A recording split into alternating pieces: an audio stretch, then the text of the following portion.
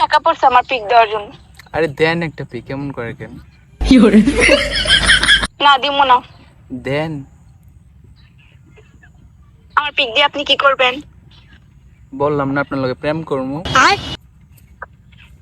ইস, আমার তো প্রেম করার সাথে না আমি তাইলে প্রেম করবো না। না তাইলে লোন যাই বিয়ে করে লাই। আজব মানুষ তো আপনি।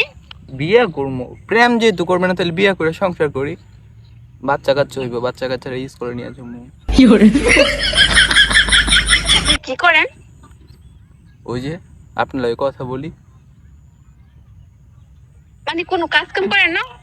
কাজ কাম করি, এই যে কথা বলতেছি, এটা কি কোনো কাজ না? এটা কি আপনার কাছে ছোটো খাটো জিনিস বিষয় মানে মনে হয় নাকি?